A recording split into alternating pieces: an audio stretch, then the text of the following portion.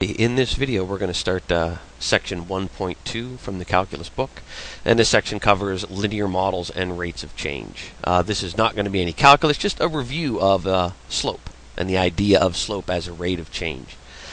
So before we even get into the actual material from the book, in any math class, if you truly understand a concept, you should be able to think about it or answer questions about it from 4 different perspectives. A little acronym to remember them: VANG, V-A-N-G, and they stand for verbally, analytically, numerically, and graphically. Again, in any math class, you should be able to think about a topic or explain a topic in from any one of these 4 perspectives. Let's think here. We're talking about slope. So what is slope? How have we heard or talked about slope in math classes over the years? Well, verbally, some of the phrases you might remember might be rise over run, rise over run, or slope as a rate of change. And that was given away in the topic heading. So verbally, we could talk about slope that way. Analytically, how would we determine slope? Well, to determine slope, we've used the letter M to stand for slope over the years. That is the change in the y-coordinate, y2 minus y1, over the change in the x-coordinate, x2 minus x1. Now, this next notation you might have seen before, or you're definitely going to be seeing it in calculus. This y2 minus y1, that is just a change in the y-coordinate, and that'll become more apparent when we talk about it graphically. But another way to write y2 minus 1, or the change in y, is delta y. A little Greek symbol delta, a little triangle. Delta y means the same thing as y2 minus y1. And the same for x. x2 minus x1 is delta x. How much has your x value changed? Numerically, how have we thought of slope over the years? We usually have it written as a ratio or a fraction, like 3/7 or -1/2. If the slope is a whole number like 3, remember you can always put a 1 under it. And another way numerically you might have seen slope is in this format. What is the slope of this line? Well, we know if it's in slope-intercept form, y equals mx plus or minus b, that the number in front of x is our m, or the slope value. So numerically, we can look at this equation and know, okay, the slope of that line is 3. And last but not least, we have graphically, put a little x, make that a little bigger. Here's our xy axis in the coordinate plane. And if we have a line going through there, and we pick a couple points on it, it doesn't matter what 2 points.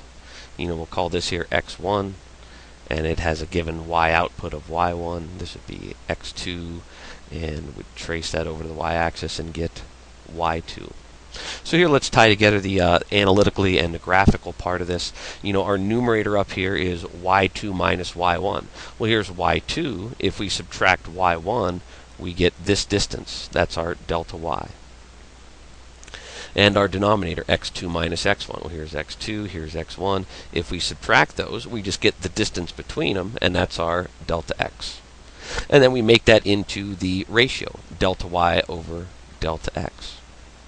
If we tie this into verbal, rise over run. Well, if we start at point here, this would be x1 comma y1. How much did we have to rise up would be our numerator, and then how much did we run over would be our denominator. Remember, rise is the numerator, that's our delta y. Delta x, how far we've run along the x-axis, that is our denominator when we make that into the ratio. So here, it's a good idea to think about or attack any problem from any one of these 4 perspectives. If you really understand the topic, these will fall right into place for you. All right, let's talk about section 1.2, linear models and rates of change. Again, this is just review stuff from Algebra 1, Algebra 2, Geometry, Pre-Calc. We're going to find the slope of a line passing through 2 points, write the equation of a line given 1 point and the slope of the line. And here's the biggie, and this is where it's really going to tie into calculus. Interpret slope as a ratio or a rate of change in a real-life application. And in calculus, of course, all throughout your high school career, we have always looked at the slope of a straight line. What was the slope of that line? We're going to take that to a whole new level in this class, and we'll be finding slopes of nonlinear functions. I don't even think we're going to get into the last two bullet points here. Sketch the graph of a linear equation and write the equations of parallel and perpendicular lines. We'll talk about them, but you should know those topics pretty well by now. So here's our calculus book definition of slope of a line. The slope of a non-vertical line is the measure of units the line rises or falls vertically for each unit of horizontal change left to right. Consider 2 points, x1, y1, and x2, y2 are on the line in the figure. Down here, here's our x1, y1, x2, y2. They are on the line. As you move from left to right along the line, you have a vertical change of delta y, or y2 minus y1, along the y-axis. That many units corresponding to a horizontal change of delta x, x2 minus x1 units.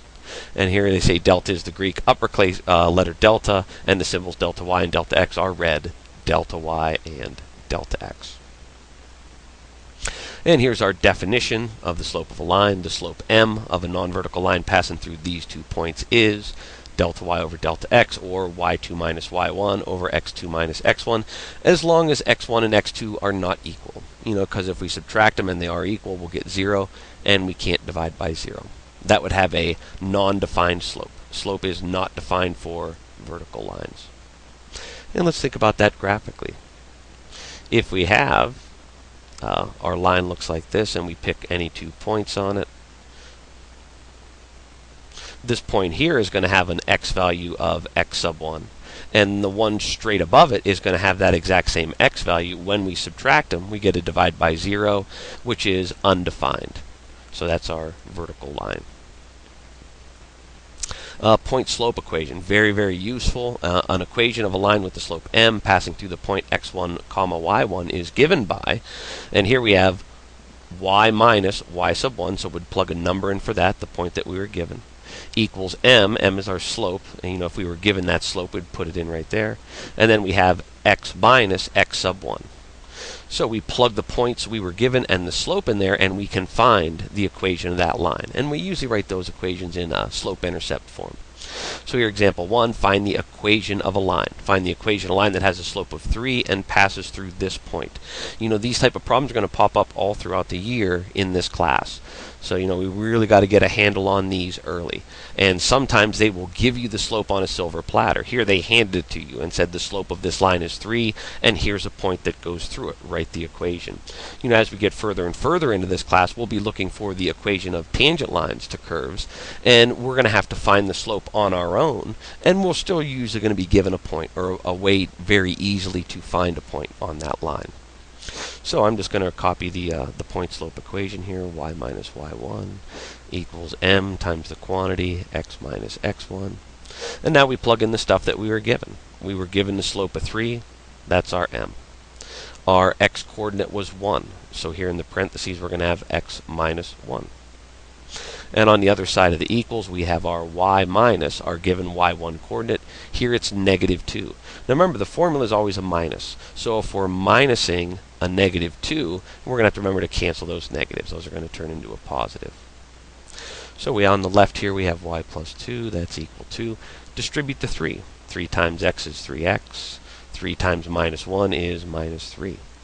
And the last step to get this into slope-intercept form, we're going to get y by itself, so we're going to subtract 2 from each side, and we're going to be left with y equals 3x minus 5.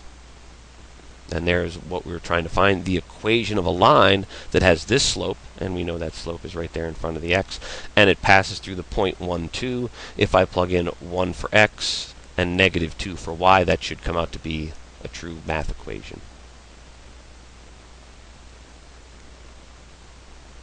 Okay, now ratios and rates of change. The slope of a line can be interpreted either as a ratio or a rate. If the x and y axes have the same unit of measure, the slope has no units and it's just a ratio. If the x and y axes have different units of measure, the slope is a rate of change. In your study of calculus, you'll encounter applications involving both interpretations of slope. So let's see here, we got our xy axis. And let's say we have the first case where our x and y coordinates are the same. Our x-axis is a measurement in, let's say, miles, and our y-axis is also measured in miles. And we have some curve going along here, some function going through here. And if we were looking at the difference between these points, maybe our rise was 2 and our run was 3. So the slope of this line would be 2 over 3. And if we think about, we'd attach those units to it. 2 miles over 3 miles. And it's kind of like the units, the miles would cancel out. And we're just left with the 2/3.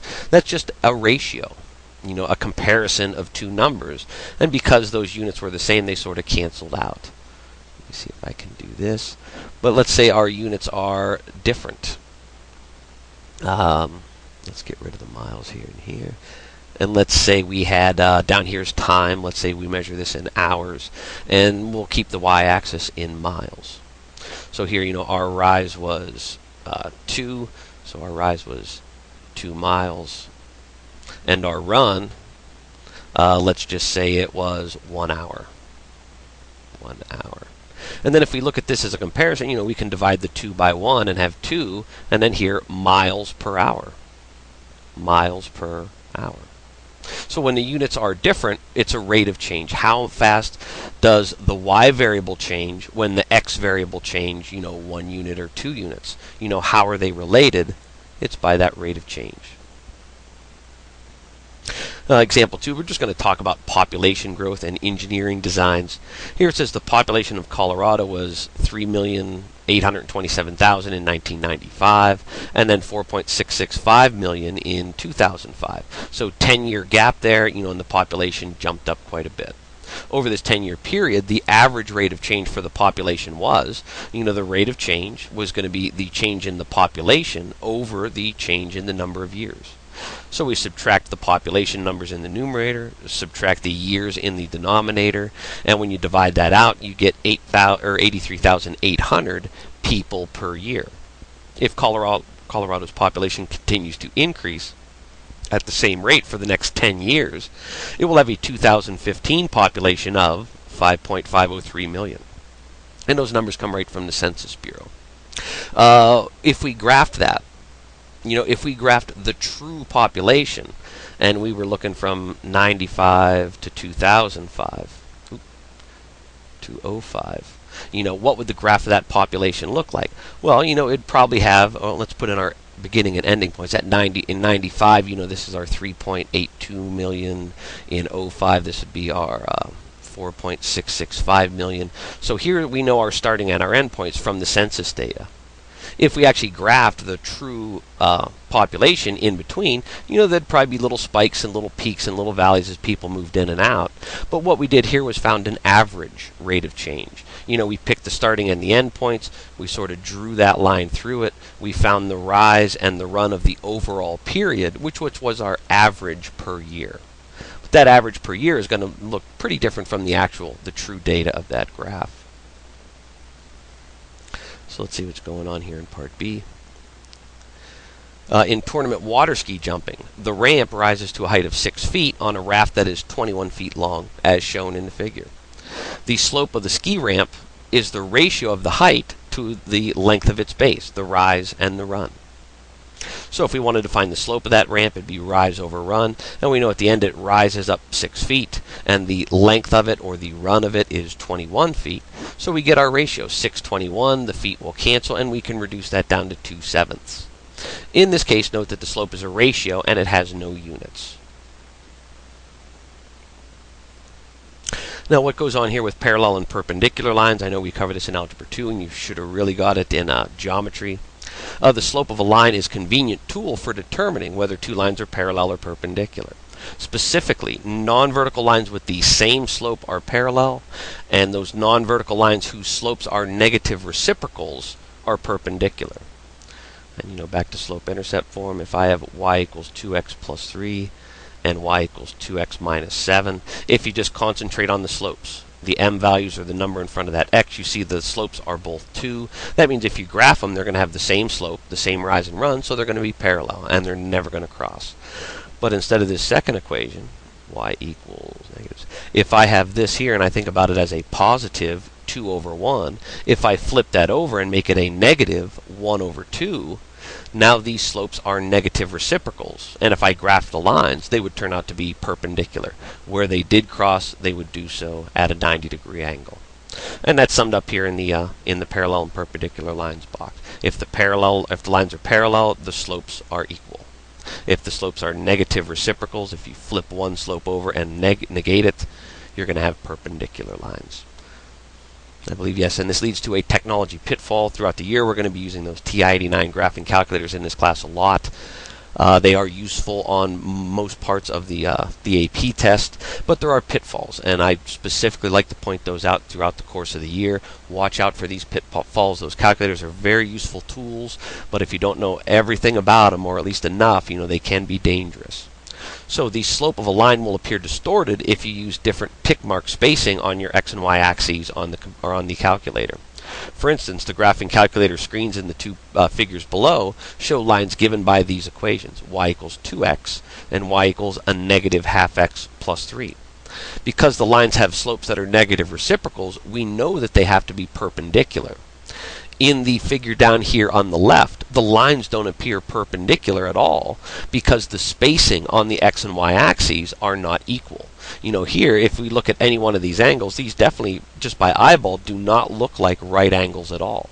And the reason they look like that is because of the spacing. Here on the x-axis, it looks like we have a wider spacing of our 1 unit increments, and here on the y-axis, they're much, much closer. And that's going to distort how those lines look, and especially where they intersect.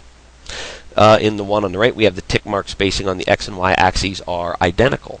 So the lines are going to look a lot more true, and they are going to appear to be perpendicular. Again, be careful when using those graphing calculators.